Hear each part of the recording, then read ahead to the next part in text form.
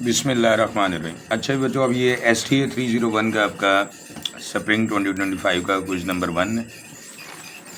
अच्छा, इसको स्टार्ट करने से पहले ये इन्फॉर्मेशन मैं आपसे शेयर कर देता हूँ। ये आप लोगों के लिए बेटे virtual Studios, MA virtual Studios ये वेबसाइट है। इसमें आपके ईमेल के ऊपर आपको एक्सेस मिलती है। इसमें आपके जो हैंड आउट्स हैं उसके लेक्चर वाइज नोट्स हैं, शॉर्ट लॉन्ग MCQ और न्यूमेरिकल्स। इस तरह जितना भी पास पेपर है वो डेटा जो अवेलेबल है उसको कलेक्ट करके ये मेगा फाइल बना दी। AI चैट बोर्ड्स हैं, थ्रेटिकल भी है, इमेज वाले भी। आप कोई क्वेश्चन देंगे वो आपको सोल्यूशन दे देगा। फिर AI ट्यूटर्स हैं, उर्दू में भी इंग्लिश में भी, उनसे भी आप समझ सकते हैं। फिर ये LMS हैंडलिंग की भी सहूलत मौजूद होती है और ये रिकॉर्डेड वीडियो लेक्चर्स मौजूद है मैथमेटिक्स और CS पे। बाकी सब्जेक्ट्स के भी आस्ता आस्ता मौजूद हो जाएंगे। बाकी ये मॉर्निंग इवनिंग में क्लासेस हैं, ठीक है। मॉर्निंग में फीमेल्स के लिए होती हैं, इवनिंग में जो है ना वो मेल फीमेल दोनों के लिए। ये व्हाट्सएप नंबर्स हैं, ठीक है। और उसके बाद ये ग्रुप है जो कि जिन बच्चों को मैथमेटिक्स में इंटरेस्ट है, ठीक है, उनके लिए। ICS में मैथ फिजिक्स कंप्यूटर की रेगुलर क्लासेस भी होती है, सप्लीमेंट्री भी होती है। फर्स्ट MCQ आपका, the chart which consist of horizontal और vertical bars of equal width and length proportional to the values is called. उसको बेटे हम कहते हैं सिंपल बार चार्ट, इसका नाम होता है, ठीक है। तो इसके अलावा जो बाकी है ना आपके पढ़ना, आपको उसको भी पड़ेगा कि अगर ये सिंपल बार चार्ट की ये डेफिनेशन है, ठीक है, तो ये फिर पाई चार्ट क्या चीज़ होती है। ये आपको अगर MCQs आप चाहते हैं कि ग्रिप के साथ करना, तो ये बाकी रिलेटेड इन्फॉर्मेशन जो होती है ना, इनको भी आपको आइडेंटिफाई करना पड़ेगा ताकि आपका एक ही मरतबा के अंदर हर चीज़ क्लियर हो जाए, ठीक हो गया। इसी तरह ये पाई चार्ट जो है इसको भी रीड करना पड़ेगा किस तरह। ये है सिंपल बार चार्ट, ये देखिए, ये इसकी डेफिनेशन, ठीक हो गया। इसी तरह मल्टीपल बार चार्ट की भी पढ़ सकते हैं डेफिनेशन जो है। ये कंपोनेंट बार चार्ट है, ठीक है। कंपोनेंट बार चार्ट के अंदर विड्थ या हाइट बराबर नहीं होती, ठीक हो गया। ये आपको इसकी डेफिनेशन मिल जाए। इसी तरह ये मल्टीपल बार चार्ट की भी पढ़ लेनी है आपने कि इसके अंदर क्या होता है, ये देखो, ठीक है। ये सारी चीज़ें आपने रीड आउट कर लेनी है। इसके बाद आ जाओ आप कि डाटा अरेंज इन असेंडिंग और descending order of magnitude is called, ठीक है। जिस डाटा को आप अरेंज कर देते हैं वो अरेंज डाटा होता है, ठीक है। इसके बाद है if the mean of 6 numbers is 41, ठीक है, देन द सम। मीन अगर आपका 41 है, ठीक है, तो मीन का तो ये फार्मूला होता है ना, तो आपने सम निकालना है। 41 है, वैल्यूज़ कितनी है, ठीक है, 6 है, तो इसको इधर मल्टीप्लाई कर दोगे तो ये आपके पास आ जाएगा summation x which is equal to 246। ये आंसर इसका बन जाएगा। इसके बाद आपके पास the following data shows the. अच्छा, ये क्वेश्चन आपका जब आप देखोगे तो ये अधूरा क्वेश्चन है। आमतौर पे इस तरह का जो डेटा दिया है इसमें वो पूछ कुछ भी आपसे सकता है, ठीक है, लेकिन जो आपको अवेलेबल डाटा इसमें आमतौर पे इस तरह अरिथमेटिक मीन पूछ लेगा या ज्योमेट्रिक मीन या हार्मोनिक मीन, ठीक है। तो वो एक असाइनमेंट है आपकी, वो मैंने अपलोड की हुई है। उसके अंदर मैंने अरिथमेटिक मीन, ज्योमेट्रिक मीन और हार्मोनिक मीन तीनों बताए हुए हैं। अगर फ़र्ज़ करो अरिथमेटिक मीन ही पूछता है तो आपने इसका मिड पॉइंट निकाल लें, दोनों को ऐड करके 2 पे डिवाइड कर लेना है। इस तरह इन दोनों को ऐड करके 2 पे डिवाइड कर लो, या वो जो इंटरवल है वो ऐड करते जाओ, पहली वैल्यू में तो आ जाए। फिर इसको इससे मल्टीप्लाई कर लोगे करस्पॉन्डिंग वैल्यूज़ को, इसका टोटल कर लो इसका, और यूँ आप इसका मीन निकाल लो, ठीक है। ऊपर आ जाएगा समेशन FX, नीचे समेशन F, और आंसर देख लो क्या आता, ठीक है। अब ये इन्फॉर्मेशन अधूरी है। अब इसमें अरिथमेटिक मीन देख लेना, ज्योमेट्रिक मीन या हार्मोनिक मीन, वो पिछली असाइनमेंट भी मैंने किया हुआ है, ठीक है।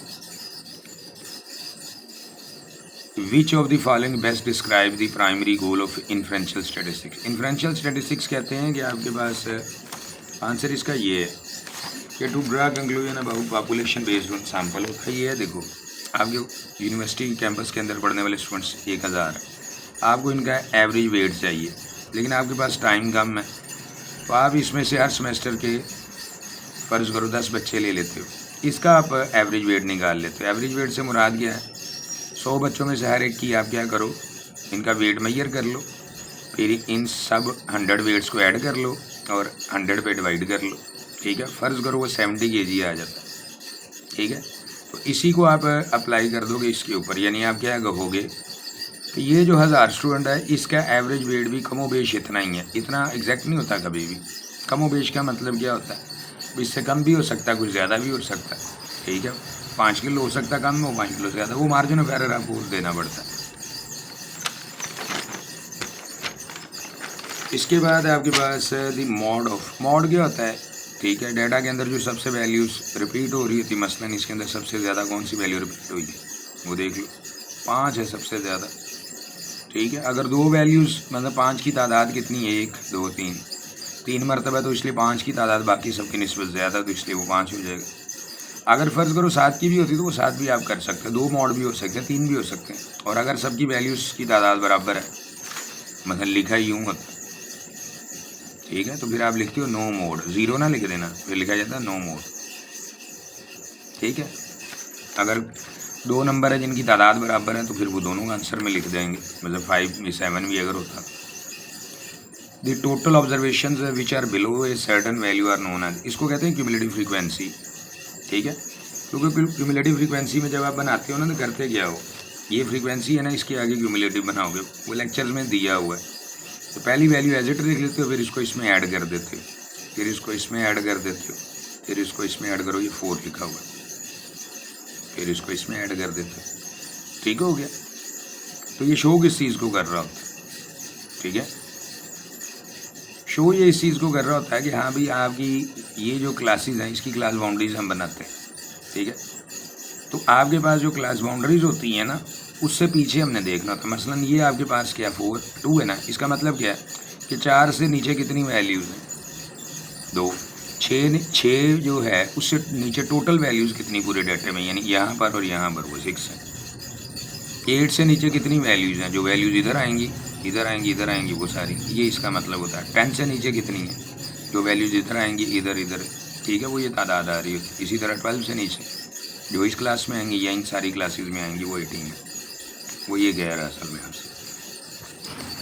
इन statistics conducting a survey means, survey का मतलब होता है इंफॉर्मेशन इकट्ठी करना, ठीक है। What is the value of the class mark, class mark कहते हैं इन दोनों वैल्यूज़ को ऐड करो, 2 पे डिवाइड कर लो, तो ये आ जाएगा 22, ठीक है। Selection of A football team for FIFA world cup is called, ये होती है पर्पसिव सैम्पलिंग। ये सैम्पलिंग के लेक्चर में मैंने बताया, असल में होती है आपकी सैम्पलिंग होती है 2 तरह की, ठीक है। एक को आप कहते हो रैंडम सैम्पलिंग, एक को कहते हो नॉन रैंडम। नॉन रैंडम का मतलब होता है कि आपकी अपनी चॉइस से जो है, ठीक है, बाय चॉइस इसको कहते हैं। तो जाहिर है जो आप टीम चूज़ करोगे वो आप अपनी चॉइस से ही करते हो। नॉन रैंडम ये इसका मतलब क्या होता है, ठीक है, नॉट बाय चॉइस, ठीक है। यानी आपने सिलेक्शन जो करनी होती है, ठीक है, वो या पर्चियाँ डाल के करते हो या किसी भी रैंडम प्रोसेस से करते हो, यानी जिसमें आपकी मंशा शामिल होती है, वहाँ पर कोई भी एलिमेंट निकल सकता है। तो ये जो क्लस्टर सिस्टमेटिक या रैंडम है ना, ये उसकी किस्में होती है, ठीक हो गया। बाकी बेटे आप लोगों के लिए जो बेस्ट अपॉर्चुनिटीज़ क्रिएट की गई हैं, ठीक है, उनको आप उनमें से बेनिफिट लें, ठीक है। ये इस वेबसाइट को विज़िट कर लीजिएगा, ठीक है। तो वहाँ पर आपको ये सारी, यानी किसी एक बच्चे को जो किसी भी किस्म की ज़रूरियात होती हैं, ठीक है, वो सारी मुकम्मल कर दी गई हैं, ठीक हो गया।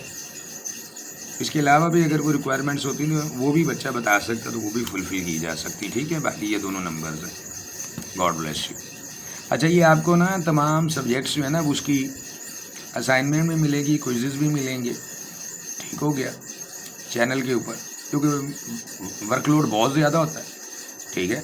तो अगर सारी वीडियोस अपलोड नहीं हो सकती तो सॉल्यूशन आपको सबका मिल जाएगा, ठीक है। चाहे आपका कोई भी डिग्री प्रोग्राम है, चाहे आपका कोई भी कोड है, ठीक है, उसके आपको असाइनमेंट्स GDBs ये उस हालत में मिलेंगे जिस हालत में आपने अपलोड करने होते, ठीक हो गया। और क्विज़ जो है उसके सॉल्यूशन भी कर दीजिए, क्योंकि पूरा LMS ही हैंडलिंग कर दिया जाता है।